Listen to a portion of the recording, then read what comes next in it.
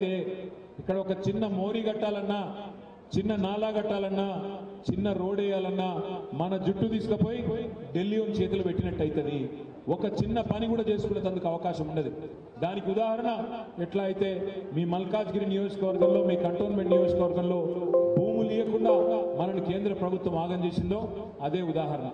రేపు కేంద్ర పాలిత ప్రాంతం కింద హైదరాబాద్ అయితే హైదరాబాద్ లో అభివృద్ధి ఆగిపోతుంది. ఒక కొత్త రోడ్ వేయనియరు, ఒక మోరి గట్టనియరు, ఒక్క మనిషిని రాష్ట్ర ప్రభుత్వాన్ని పని కూడా చేయనియరు. మరి దాన్ని అడ్డుకోవాలంటే ఈ గులాబీ కండువా పార్లమెంట్ లో ఉండాలి. ఈ రాగిడి లక్ష్మారెడ్డి గారు రేపు పార్లమెంట్ లో ఉండాలి. ఎందుకంటే అడగందే అమ్మ కూడా పెట్టదు. ఇప్పుడు మీకు ఆకలి అవుతుంది అనుకో, అమ్మ ఆకలి అవుతుంది అన్నం పెట్టు అంటేనే పెడుతుంది, అంతేగాని లేకపోతే అమ్మ కూడా ఆకలి తెలుసుకొని ఆటోమేటిక్ గా పెట్టదు. అడగందే అమ్మ కూడా పెట్టదు. మరి కేంద్రంలో ఉన్నదేమో సవతి తల్లి, అది మామూలు అమ్మ కూడా కాదు, సవతి తల్లి. మరి సవతి తల్లిని కొట్లాడాలి, 4 ప్రాజెక్టులు తెలంగాణకు కావాల్సినవి రావాలంటే బీజేపీ వాళ్ళతోని కాంగ్రెస్ వాళ్ళతోని చేత కాదు, వాళ్ళ వల్ల కాదు. ఎందుకంటే వాళ్ళు ఢిల్లీ గులాములు. మళ్ళా కావాలంటే ఇదే గులాబీ కండువా ఎగరాలే, ఖచ్చితంగా పార్లమెంటులో మన గొంతు మోగాలే. అక్కడ రాగిడి లక్ష్మారెడ్డి గారు రేపు మల్కాజ్గిరి నుంచి కొట్లాడాలి. అవసరమైతే గల్లా వట్టి నిలదీసి మాకు రావాల్సింది మాకు ఎందుకు ఇయ్యవు అని నిలదీసే ధైర్యం ఉండాలంటే కేసీఆర్ సైనికులు ఉండాలి తప్ప కాంగ్రెస్ బీజేపీ వాళ్ళతోని ఊదు గాలది, పీరి లేవది, గందుకుండాలే మనోళ్ళు. మూడో మాట, ఇవాళ మోడీ ప్రభుత్వం రిజర్వేషన్లను రద్దు చేసి ఆలోచన చేస్తా ఉంది. ఎస్సీ రిజర్వేషన్లు, ఎస్టీ రిజర్వేషన్లు, బీసీ రిజర్వేషన్లు, మైనారిటీ రిజర్వేషన్లు, అగ్రవర్ణాల్లో ఉండే పేదల రిజర్వేషన్లు, అగ్రవర్ణాల్లో ఉండే పేదల రిజర్వేషన్లు కూడా రద్దు చేయాలి. అవసరమైతే రాజ్యాంగమే తీసవతల బారేయాలనే ఆలోచన మోడీ ప్రభుత్వం చేస్తున్నది. మరి రద్దు చేయనా రిజర్వేషన్లన్నీ? అగ్రవర్ణాల పేదల రిజర్వేషన్లు, బీసీ రిజర్వేషన్లు, ఎస్సీ రిజర్వేషన్లు, ఎస్టీ రిజర్వేషన్లు రద్దు చేయనియా ఉండాలా? ఆవాజ్ నై సునాయి దేరా? ఉండాలనా పోవాలనా? ఉండాలనా? ఉండాలంటూ చేయలేవట్టు.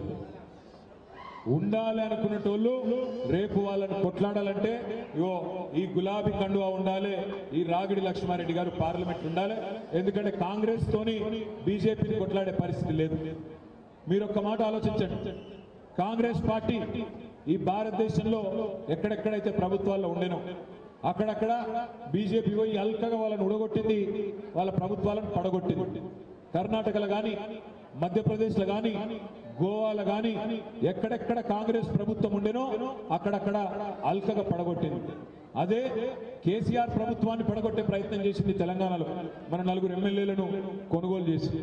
అదే విధంగా మమతా బెనర్జీ ప్రభుత్వాన్ని బెంగాల్లో పడగొట్టే ప్రయత్నం చేసింది. జార్ఖండ్ లో హేమంత్ సోరెన్ ప్రభుత్వాన్ని పడగొట్టే ప్రయత్నం చేసింది. అదేవిధంగా తమిళనాడులో స్టాలిన్ గారి ప్రభుత్వాన్ని పడగొట్టే ప్రయత్నం చేసింది. ఢిల్లీలో కేజ్రీవాల్ ప్రభుత్వాన్ని పడగొట్టే ప్రయత్నం చేసింది. బీజేపీ ఎక్కడెక్కడైతే కాంగ్రెస్ ప్రభుత్వం ఉండేనో అక్కడనేమో అల్కగా పడగొట్టగలిగింది. కానీ ఎక్కడెక్కడైతే గట్టి లీడర్లు ఉండేనో కేసీఆర్ లాగా, కేజ్రీవాల్ లాగా, స్టాలిన్ లాగా, మమతా బెనర్జీ లాగా, హేమంత్ సోరెన్ లాగా అక్కడ బీజేపీ ఆటలు సాగలేదు. ఈ మాట ఎందుకు చెప్తున్నా అంటే, ఎందుకు ప్రాంతీయ శక్తులు బలంగా ఉండాలి, ఎందుకు లీడర్లు గట్టిగా ఉండాలంటే రాహుల్ గాంధీతోని మోడీని కొట్లాడే దమ్ము ఆయనకు లేదు. రాహుల్ గాంధీ వల్ల కాదు. అందుకే మిమ్మల్ని నేను ప్రార్థించేది, మిమ్మల్ని రిక్వెస్ట్ చేసేది, ఇక్కడికి వచ్చిన బంద్ కరో ఫోన్, గతగానం ఫోన్ ఉంటే బయటకు రావాలి.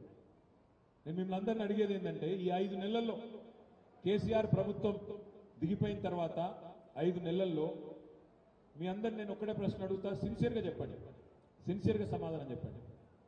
కేసీఆర్ ప్రభుత్వం ఉన్నప్పుడే బాగుండే అనుకునేటోళ్ళు ఒక్కసారి చేయలేవట. పక్కానా?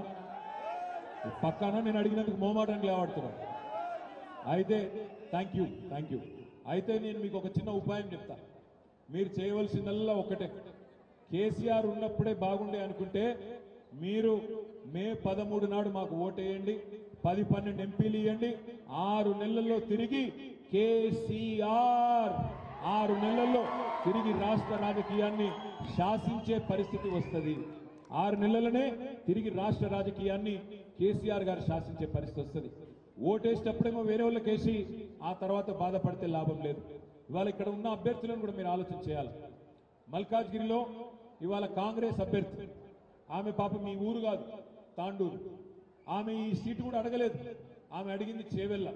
బలవంతంగా తెచ్చుకొని రుద్దిండ్రు. ఆమెకి ఇక్కడ ఎవడు తెలియదు.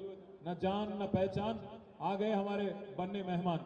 పాపం ఆమెకి ఎవడు తెలియదు. ఇక్కడ ఏదో బలవంతంగా తీసుకొచ్చి రేవంత్ రెడ్డి ఇక్కడ ఇచ్చి పెడితే అట్లా తిరుగుతా ఉంది తప్ప ఎవడు కూడా తెలియదు. రేపు మీరు ఓడగొట్టాక మళ్ళా పోవాలి, తాండూరుకే పోవాలి. ఇక బీజేపీ, నేను ఇంకొక మాట అడుగుతా మా తమ్ముళ్ళందరినీ, మా చెల్లెలను కూడా. రేవంత్ రెడ్డి గారు 5 నెలల కిందట చాలా మాటలు చెప్పిండు. ఏం చెప్పిండు? ఆడపిల్లలకు స్కూటీలు ఇస్తా అన్నాడు, పెళ్లి చేసుకుంటే తులం బంగారం ఇస్తా అన్నాడు, మా తమ్ముళ్ళందరికీ నెలకు 4,000 నిరుద్యోగ భృతి ఇస్తా అన్నాడు, రైతులకు 2 లక్షల రుణమాఫీ చేస్తా అన్నాడు, క్వింటాల్కి 500 బోనస్ ఇస్తా అన్నాడు, నెలకు ఆడపిల్లలకు 2,500 రూపాయలు ఇస్తా అన్నాడు. ఇందులో ఏ ఒక్కటన్నా అమలైందా? తులం బంగారం వచ్చిందా? మీకు ఎందుకు వస్తుందా మీ తులం బంగారం? మీరు ఆడపిల్లలు కాదు కదా. తులం బంగారం రాలే, నెలకు 2,500 రాలే, ముసలులకు 4,000 పడలేదు, ఆడపిల్లలకు స్కూటీలు రాలేదు, రైతుకు రుణమాఫీ జరగలేదు. 5 నెలల నుంచి ఏం చేస్తున్నాయా రేవంత్ రెడ్డి అంటే చిల్లర మాటలు, కుద్దెర పనులు, నోటికి వచ్చినట్టు బూతులు తిట్టుడు, ఇష్టం వచ్చిన మాటలు మాట్లాడు. ఏం మాటలు మాట్లాడుతుండు మీరు చూస్తున్నారు. ఏమంటాడు ముఖ్యమంత్రి? నేను లంకె బిందెలు ఉంటాయనుకొని వచ్చినా, ఇక్కడ లంకె బిందెలు లేవు, ఖాళీ కుండలు ఉన్నాయి అని చెప్పి రేవంత్ రెడ్డి గారు ఇక్కిలిస్తా ఉన్నాడు. నేను అడుగుతా ఉన్నా, మీరు చెప్పాలి నాకు. లంకె బిందెల కోసం గడ్డపారలు పట్టుకొని, తట్టపారలు పట్టుకొని, అర్ధరాత్రి నెత్తి మీద బట్ట కప్పుకొని ఎవరు తిరుగుతారు? పాడుబడ్డ గుడులలో, పాడుబడ్డ గడిలలో. ఎవరు ఎవరు వినబడతలేదు. దొంగలు దొంగలు లంగలు తిరుగుతారు. లంక బిందెల కోసం వాటిని ఎతికితందుకు గవాలు తిరుగుతారు. మరి రేవంత్ రెడ్డి గారు ఇదివరకు ఏం చేస్తున్నారో నాకు తెలియదు. ఆయన భాష ఏంది నాకు అర్థం కాక అడుగుతారు. నా కొడకల్లారా, పేగులు మెడలేసుకుంటా అంటు. పేగులు మెడలేసుకుంటాడు ఎవడన్నా ముఖ్యమంత్రి?